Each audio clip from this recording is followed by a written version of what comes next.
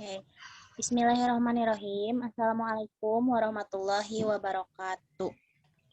Waalaikumsalam warahmatullahi wabarakatuh. Alhamdulillah kita panjatkan puji serta syukur kehadirat Allah Subhanahu wa taala yang mana masih memberi kita kesempatan dan kesehatan sehingga kita masih bisa berkumpul di ruangan Meet ini. Tentu tidak lupa sholawat serta salam selalu tercurah limpahkan kepada Nabi besar Rasulullah Shallallahu Alaihi Wasallam. Insya Allah pada pertemuan kali ini kita akan membahas mengenai teknik negosiasi.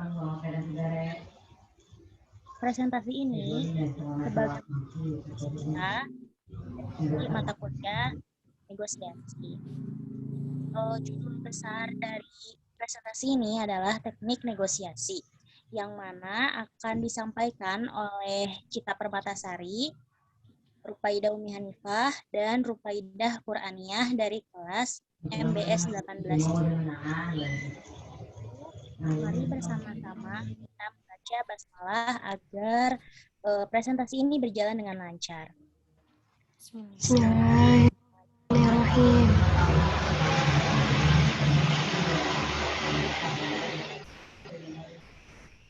Untuk presenter yang pertama, silahkan kepada Cita Permatasari untuk menyampaikan materinya.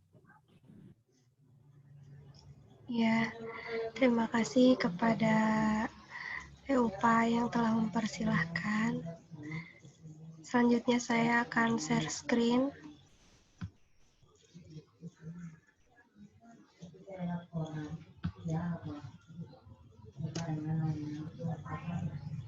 Udah muncul?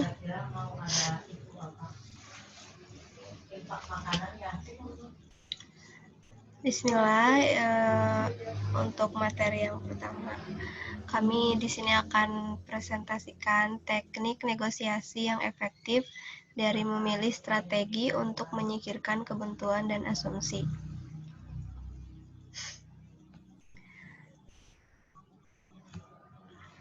Mempelajari strategi dan teknik. Kita gedein dulu.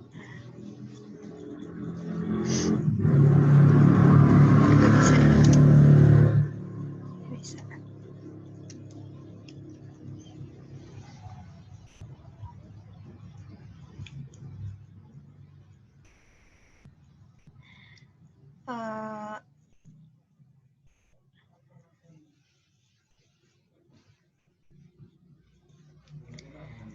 Mempelajari strategi dan teknik. Sekarang saatnya beralih ke sejumlah teknik negosiasi yang telah teruji waktu yang jika dipilih dengan bijak benar-benar dapat bekerja untuk kita dan tim kita.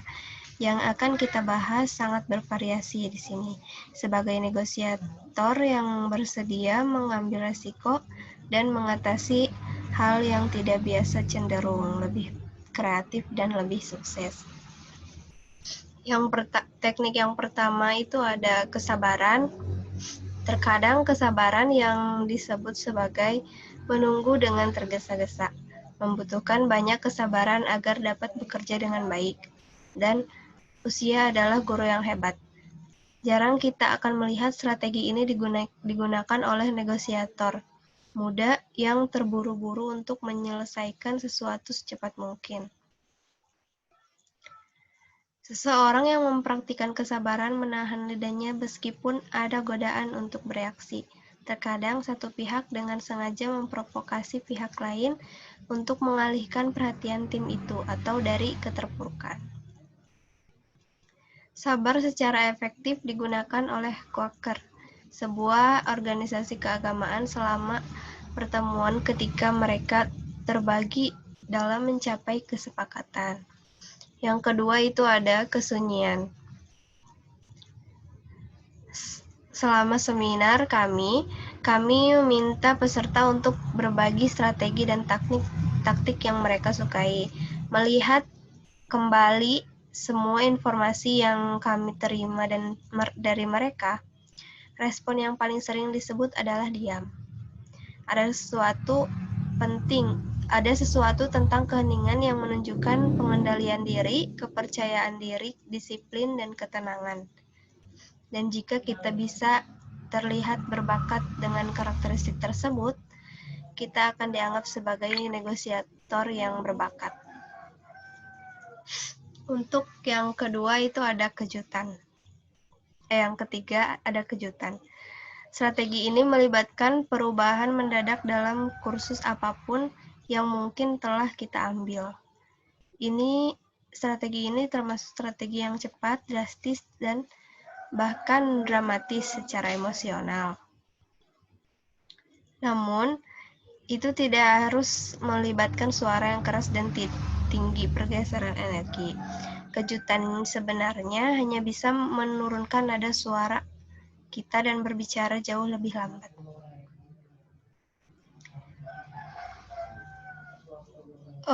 Untuk yang keempat ada fight menyelesaikan. Dalam beberapa situasi, teknik ini mungkin beresiko karena memaksa kita untuk bertindak dan kemudian menunggu dan lihat apa tanggapannya. Dengan kata lain, fait accompli melibatkan menawarkan atau menolak sesuatu apapun kasusnya dengan harapan pihak lain akan bereaksi, diinginkan untuk langkah Anda. Akan lebih bijaksana untuk menilai terlebih dahulu apa konsekuensinya jika harus gagal. Teknik ini juga bisa disebut mengambil kesempatan. Selanjutnya ada penarikan jelas. Setiap kali strategi ini digunakan, ada campuran kesabaran, disiplin diri, dan penipuan yang terlibat. Strateginya adalah upaya untuk meyakinkan orang lain bahwa Anda telah menarik diri, padahal sebenarnya Anda belum gitu. Harapannya adalah tim lain akan berebut untuk menjaga Anda dalam negosiasi. Untuk selanjutnya ada teknik kemunduran. Saat menggunakan strategi ini, kita bertindak berlawanan dengan apa yang dapat dianggap sebagai tren atau tujuan populer.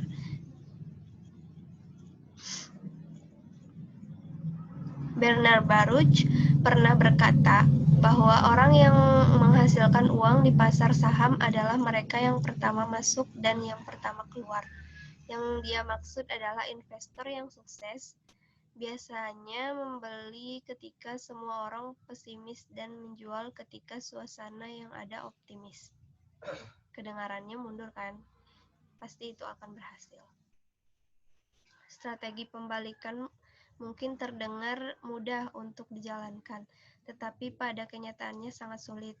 Pengaturan waktu harus sempurna. Secara teknis, dinamika kekuatan harus bergeser untuk pembalikan ke kerja. Negosiator yang terampil tahu kapan itu mungkin dan kapan tidak. Untuk selanjutnya, penyelidikan atau pengujian. Mungkin taktik yang paling umum adalah di mana seseorang mencoba untuk mendapatkan tambahan acquire informasi. Strategi ini dapat membantu kita mengidentifikasi tujuan pihak lain, area kemungkinan kompromi, dan batasan. Triknya bukan membuat diri Anda terdengar terlalu tidak stabil dan tidak mengorbankan pihak lain. Untuk selanjutnya, menetapkan batas. Menetapkan batas adalah ketika seseorang menyatakan dia akan bernegosiasi hanya dalam kondisi tertentu, dalam lokasi tertentu, pada waktu tertentu, atau dengan cara tertentu. Bisa juga saat pesta membatasi tempat negosiasi sehingga mereka berkomunikasi hanya melalui pengacara mereka, agen, atau pihak ketiga lainnya. Teknik ini benar-benar dapat menantang dinamika kekuatan negosiasi. Dan itu juga bisa dilakukan secara verbal maupun non-verbal. Untuk yang selanjutnya, ada teknik pura-pura.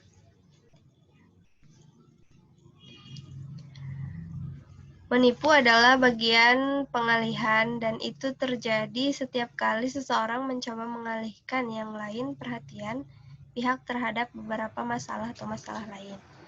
Dalam banyak keadaan, kita akan menggunakan berpura-pura pada saat pihak lain semakin dekat dengan sumber utama atau sesuatu yang sangat penting, sensitif bagi kita. Namun, tipuan juga dapat digunakan untuk mempromosikan kesan yang salah.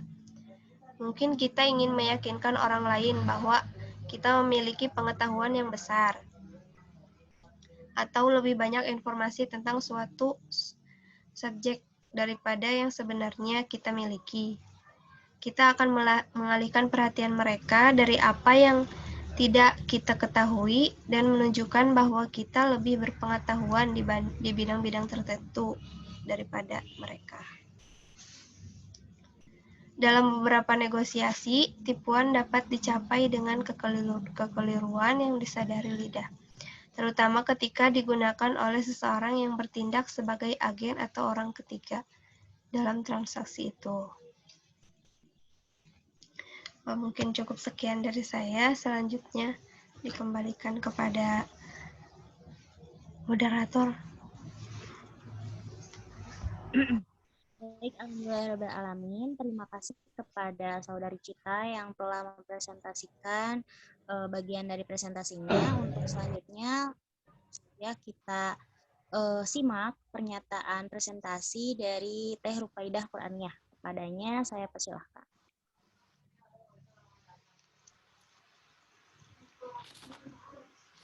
Untuk teknik selanjutnya ada asosiasi. Dalam negosiasi, taktik ini digunakan ketika suatu partai menasehatkan kepada Anda bahwa kelompok perusahaan, asosiasi, atau pihak lain yang Anda kenal dan menghormati dengan baik telah melakukan bisnis dengan mereka. Asosiasi merupakan daya tarik yang kuat bukan hanya untuk menarik perhatian kepada apa yang dikatakan, melainkan juga untuk mempengaruhi orang lain. Selanjutnya ada disasosiasi atau mengucilkan. Disasosiasi itu adalah kebalikan dari asosiasi. Hal ini tidak hanya digunakan dalam politik, tetapi juga dalam bisnis. Sudah cukup jelas, salah satu pihak mencoba meremehkan, mengecilkan hati, atau menghancurkan partai lain dengan menghubungkan mereka dengan seseorang atau sesuatu yang tidak diinginkan. Dalam beberapa negosiasi, sebuah perusahaan lain yang memproduksi produk yang sama atau sedang terancam, perusahaan pertama itu perlu segera menjauhkan diri dari organisasi-organisasi itu. Pemisahan akan menjadi taktik pertama saat negosiasi dimulai. Pihak pertama harus meyakinkan pihak lain bahwa kami adalah orang-orang baik. Selanjutnya ada persimpangan. Bayangkan sebuah persimpangan. Beberapa jalur bertemu, membelit, atau menjerat. Ketika seseorang menggunakan taktik ini, dia memperkenalkan beberapa hal atau masalah ke dalam diskusi untuk tujuan mendapatkan konsensi pada satu dan membuka jalan atau mendapatkan hasil yang lain. Menggunakan metode ini mendekati pihak lain dari beberapa arah. Sebenarnya memaksa pihak lain untuk melihat banyak masalah dan berkonsentrasi pada salah satu dari mereka, agar mereka merasa seperti membuat kemajuan bahwa pihak lain akan menangani satu masalah dan mendapatkan bola negosiasi bergulir. Kemudian mereka lebih rentan dan terbuka untuk orang lain. Anda telah ditempatkan di atas meja. Gitu. Terus selanjutnya ada selimut. Selimut di sini adalah ketika seseorang menggunakan teknik selimut, dia mencoba untuk menekan yang lain dengan masalah sebanyak mungkin. Percaya bahwa beberapa dari mereka akan menempel dan diselesaikan. Teori prinsip dalam menyelimuti adalah jika Anda mencangkup daerah yang cukup luas, Anda terikat untuk menjadi sukses di suatu tempat. Yang ke-14 adalah mengacak. Pengacakan mencangkup memilih sampel dan menganggap bahwa itu mewakili keseluruhan. Ini adalah metode negosiasi yang digunakan oleh seseorang yang mencoba untuk menjual produk makanan di supermarket atau di trotoar. Seperti para penjual menawarkan makanan gratis bagi mereka yang lewat, kemudian setelah mencicipinya, calon pembeli mungkin termotivasi untuk membeli sekarung. Ada negosiasi di mana partai yang menjual produk benar-benar membawa barang dagangan, film, atau bahan lain dengan tujuan meyakinkan pembeli kualitas dan kinerja produknya. Ini adalah metode kuno untuk menutupi kesepakatan dalam negosiasi bisnis dengan membiarkan pihak lain menggunakan produk secara gratis. Selanjutnya ada bracketing, yaitu hal ini sangat berharga ketika bernegosiasi karena tidak hanya menetapkan kisaran atas dan bawah yang hadapi, tetapi juga daerah spesifik di mana kita mengarahkan senjata kita. Bracketing mengarahkan kita ke tempat yang paling baik untuk berkonsentrasi. Ini menunjukkan di mana mayoritas pasukan dan peralatan berada untuk berbicara, dengan kata lain, mengisolasi di mana peluang terbaik Anda untuk bernegosiasi. Selanjutnya ada salami. Salami itu adalah teknik bekerja sangat baik dalam negosiasi yang melibatkan beberapa elemen biaya, seperti dengan kasus-kasus menyangkut konsentrasi. Anda bernegosiasi tidak hanya biaya keseluruhan proyek, tetapi hal-hal seperti desain, bahan, tenaga kerja, subkontrak, dan banyak lagi. Dan kumpulan banyak informasi untuk membuat kesepakatan di salami ini.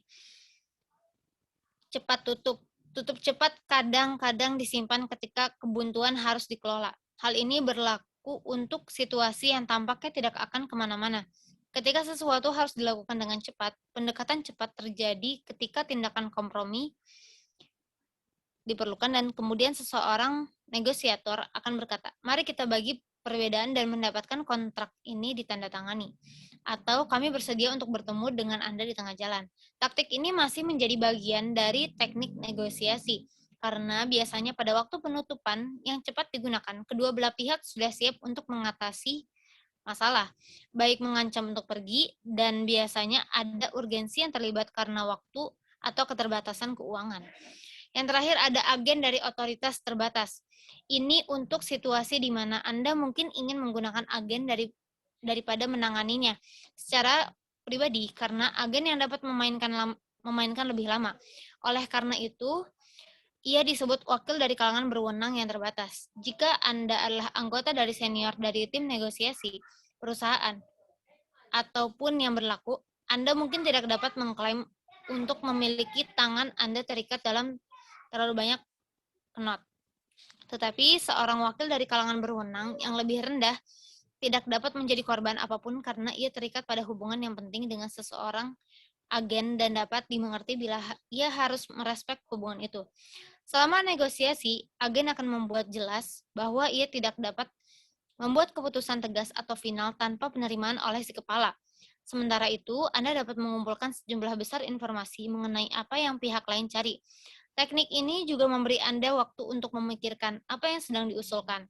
Manfaat ini akan sangat membantu Anda sewaktu tiba waktunya untuk membuat keputusan atau keputusan akhir. 18 teknik berbeda yang umum digunakan di atas dalam bernegosiasi. Percaya atau tidak, ada banyak orang lain terlalu banyak untuk menutupi mereka semua di sini. Pihak-pihak yang dibahas di atas dimaksudkan untuk memunculkan beberapa kemungkinan baru dalam negosiasi. Membosankan, tetapi ingatlah selalu untuk memilih strategi yang cocok dengan kepribadian dan gaya presentasi Anda. Anda tidak ingin menggunakan strategi yang akan tampak canggung atau jujur. Selanjutnya, slide selanjutnya.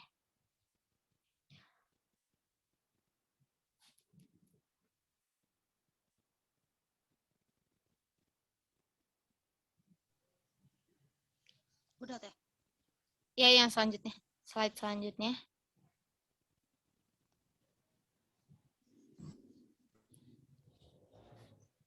Mengatasi kebuntuan. Cara terbaik untuk mempersiapkan diri untuk kebuntuan adalah memiliki pengetahuan lebih dari 3 atau 4 menyelesaikan taktik. Kumpulkan pendekatan sebanyak yang kamu bisa. Lalu istirahatlah. Jika Anda adalah bagian dari tim, gunakan waktu untuk membahas berbagai hal dan bertukarlah percakapan dengan anggota tim lainnya. Jika kau bekerja sendirian, bangun dari meja dan berjalan mengitari ruangan. Melihat keluar jendela atau pergilah ke pancuran air atau kamar mandi di ujung lorong. Proses penilaian ulang seperti itu seringkali dapat menghasilkan gagasan baru dan wawasan baru. Jadi, perbanyaklah beristirahat untuk mendapatkan gagasan baru dan wawasan baru. Lalu rekap apa yang telah terjadi. Bersama-sama, baik partai Anda maupun pihak lain hendaknya meninjau dan membahas apa yang telah disepakati sejauh ini. atau apa yang sebenarnya menyebabkan perselisihan. Juga bahaslah prinsip kesesuaian yang dicapai selama perundingan sejauh ini, serta kepentingan bersama. Terkadang Anda akan menemukan bahwa hasil yang telah Anda capai bersama lebih signifikan daripada yang mungkin terwujud. Ini akan memicu Anda untuk resolusi lebih lanjut. Taktik ini dapat mengungkap dan mengungkapkan bahwa sisi lain merasa persis dengan cara yang sama. Lalu, tentukan apa yang akan hilang, atau putuskan apa yang akan hilang. Saling jelas menemukan jawaban untuk pertanyaan apa yang akan hilang jika kita berhenti di titik ini. Ada saat-saat ketika kedua belah pihak untuk sementara melupakan sisi negatif dari tidak mencapai penyelesaian. Mengakhiri negosiasi adalah hasil yang akan merugikan semua yang terlibat. Ingat, sebuah negosiasi di mana dia menggambarkan kemungkinan hasil negatif jika kedua belah pihak tidak mencapai penyelesaian. Visualisasi kegagalan yang dia sediakan sebenarnya memicu tekad baru di pihak lain. Lalu ekspresikan perasaanmu. Ketika Anda mengkomunikasikan perasaan Anda menampilkan diri Anda sebagai sangat perasa. Orang lain akan mengakui bahwa Anda telah mengendurkan kewaspadaan dan kemudian mungkin melakukan hal yang sama. Taktik ini dapat mengungkap dan mengungkapkan bahwa sisi lain merasa persis dengan cara yang bersama.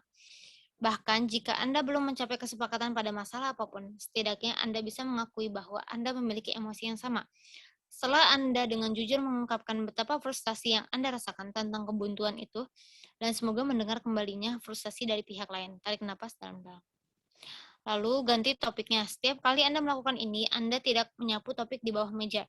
Anda hanya menyisihkannya untuk sementara waktu. Jika pihak lain menolak untuk mengubah pokok bahasan, jelaskan bahwa pindah ke isu-isu lain tidak berarti Anda melupakan hal-hal yang sama yang belum diselesaikan. Sebaliknya, Anda percaya bahwa pengaruh pendinginan karena beralih ke hal-hal yang dapat sangat efektif. Lalu kedua dari terakhir, cobalah untuk memastikan kesepakatan prinsip atau upaya untuk mengamankan kesepakatan pada prinsipnya. Kebutuhan adalah cornerstone. Mengapa kita bernegosiasi? Kadang-kadang pihak kebutuhan yang berbeda dan kadang-kadang mereka tidak. Tapi biasanya Anda dapat menemukan sesuatu yang sama dengan sisi lain. Selalu andalkan kebutuhan yang kalian berdua miliki. Dalam jangka panjang, menemukan kesamaan tidak akan mengecewakanmu. Lalu coba jembatan masalah perjanjian atau perjanjian berisu. Dalam banyak negosiasi, ada masalah sepele yang kurang penting dan dapat dengan mudah disetujui. Isu-isu ini agak ringan juga kadang-kadang digunakan untuk memecahkan situasi yang buntu. Tidak ada yang memahami ini lebih baik daripada seorang penasihat.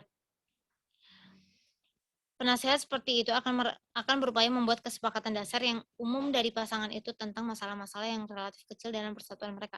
Dalam negosiasi ini akan bijaksana bagi manajemen untuk melakukan permintaan terakhir. Ya, sekian. Cukup dari saya. Lanjut. Ya, baik. Presentasi dari Teh Rupi telah selesai. Sekarang untuk selanjutnya dari saya sendiri, Rupaida Unita. Oke, taktiknya itu yang pertama ada coba gunakan tutup cepat. Nah, maksudnya tutup cepat ini adalah suatu metode yang digunakan oleh penjual gitu ya untuk menutup cepat suatu negosiasi agar negosiasi itu bisa berjalan dan bisa closing kayak gitu. Misalnya kayak gini, misalnya saya sebagai penjual, saya misalnya menjualkan motor second gitu ya, motor bekas kepada Cita. Lalu terjadilah negosiasi di sana. Misalnya saya menawarkan dengan harga 10 juta. Lalu Cita ingin membeli dengan harga 8 juta gitu. Nah, di sini kita itu pak kekeh gitu dalam harga segitu gitu. Lalu adalah kita negosiasi, lalu Cita itu memberikan harga negosiasinya 8.700.000. 8.500.000 gitu ya. Nah, tapi saya tidak ingin gitu di harga segitu gitu. Nah, jadi saya naikkan harganya sedikit kata saya. Nah, lalu saya tutup cepat seperti ini misalnya. Ya udah harganya jadi 8.800.000 aja gitu, ambil gitu kata saya. Oh, oke gitu. Nah, metode ini digunakan oleh penjual untuk menutup cepat supaya terjadi closing itu sendiri seperti itu. Nah, untuk yang kedua ada perbedaan diagram. Dalam perbedaan diagram ini, ketika seseorang bernegosiasi, ada kalanya seseorang yang sudah memiliki perusahaan besar gitu ya, dia itu lebih pede ketika dia itu mempresentasikan suatu produknya dengan sebuah diagram. Diagram di sini itu maksudnya seperti tabel atau whiteboard seperti itu. Nah, di dalam whiteboard itu dia menuliskan value-value dan benefit-benefit yang akan didapatkan dalam negosiasi itu, dalam jual beli itu. Nah, ketika dia menggambarkan apa-apa benefit-benefit apa yang akan didapatkan, sehingga orang-orang yang tadinya mau membeli itu jadi visualnya itu masuk gitu, visualnya itu dapat, sehingga dia itu menjadi terbayangkan apa saja yang akan dia dapatkan, sehingga terjadilah di situ closing. Nah, metode ini digunakan oleh beberapa negosiator dalam negosiasinya gitu, karena ketika kita berbicara seperti ini dan ketika kita melihat visualnya itu berbeda, sangat berbeda gitu ya. Ketika kita melihat di visualnya itu bisa tergambarkan oleh kita sendiri gitu, sehingga kita bisa lebih sebagai pembeli bisa lebih tertarik, bisa lebih percaya dan bisa lebih paham gitu ya, bisa lebih menarik lah gitu, sehingga terjadilah closing di sana. Lalu yang ketiga ada berikanlah sesuatu untuk mendapatkan. Misalnya seperti ini, misalnya saya itu ingin menjual rumah misalnya di suatu perumahan ya, lalu kita negosiasi nih. Terjadilah negosiasi di antara penjual dan pembeli. Nah, untuk kita mendapatkan harga yang kita inginkan, tapi tetap pasti di situ ada kan negosiasi. Nah, oleh si penjual ini kita berinisiatif untuk memberikan sesuatu untuk mendapatkan sesuatu. Nah, mendapatkan sesuatunya di sini itu adalah mendapatkan sejumlah uang untuk terjadinya pembelian rumah tadi. Misalnya seperti ini. Misalnya saya itu ingin menjual rumah dengan harga 100 juta misalnya, hanya 100 juta. Nah, lalu saya itu memberikan bonus berupa kanopi misalnya di depannya untuk parkir seperti itu. Nah, ketika saya memberikan bonus seperti itu, nah memberikan untuk mendapatkan. Nah, mendapatkan apa? Mendapatkan penjualan rumah tadi. Sehingga si pembeli itu lebih tertarik dan terjadilah closing di sana gitu dalam pembelian rumah tersebut. Selanjutnya adalah ubah lokasi. Nah, dalam ubah lokasi ini biasanya seseorang ketika negosiasi gitu ya, negosiasi misalnya terjadi di dalam suatu kantor atau di dalam suatu kafe. Nah, itu sangat bagaimana ya? Sangat penat gitu, sangat membosankan, sangat seperti tidak fresh gitu, tidak ada jalan keluar. Terus menerus kedua belah pihak itu negosiasi tapi tidak ada jalan keluar. Nah, ketika mengubah lokasi, mengubah tempat, misalnya kita berjalan keluar gitu ya, yang tadinya tidak jadi gitu ya, negosiasinya itu tidak jadi, penjualannya itu tidak deal, belum ada kata deal, tapi ketika sudah jalan keluar dan kita melihat misalnya melihat pepohonan lebih tercerahkan lagi, nah seperti itu, kita bilang ya udah Pak, di harga segini aja gimana. Nah, dengan cara mengubah lokasi itu biasanya seorang pembeli gitu yang tadinya tidak jadi beli, jadi dia itu merasakan sesuatu yang berbeda gitu, merasakan ruangan yang berbeda, ketika di luar mungkin lebih menghirup udara segar lagi atau gimana, jadi tidak penat sehingga otaknya itu fresh, sehingga dia itu jadi membeli produk kita seperti itu. Lalu ada diskusikan asosiasi yang baik. Nah, dalam diskusikan asosiasi yang baik ini, seorang pembeli itu, kita itu sebagai seorang penjual gitu ya, harus membicarakan kepada si calon pembeli itu. Nah, misalnya asosiasi yang baik itu apa sih yang bakalan didapatkan dalam penjualan rumah ini misalnya, kayak gitu. Nah, kita itu memberikan sebuah pencerahan gitu ya kepada seorang pembeli tentang benefit-benefitnya gitu. Bagaimana dengan keluarga misalnya. Nah, ketika misalnya kita menjual mobil, suatu mobil ya, mobilnya itu mobil Avanza misalnya, yang emang mobil Avanza itu muat banyak gitu ya, beda dengan mobil Ayla gitu yang hanya muat sedikit gitu.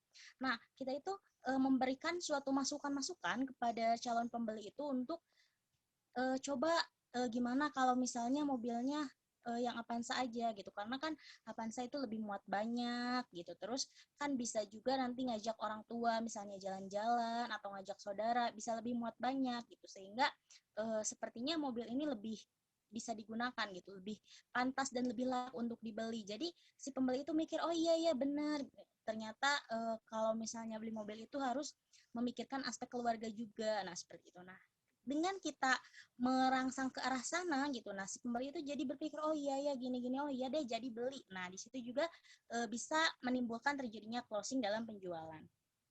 Oke, yang selanjutnya ada menghindari perangkap asumsi tersembunyi, lalu definisi asumsi yang lebih menyeluruh. Nah, di dalam asumsi yang lebih menyeluruh ini, kita itu harus menghindari kata-kata asumsi ya. Lebih tepatnya kita itu harus menggunakan kata-kata percaya di dalam buku itu.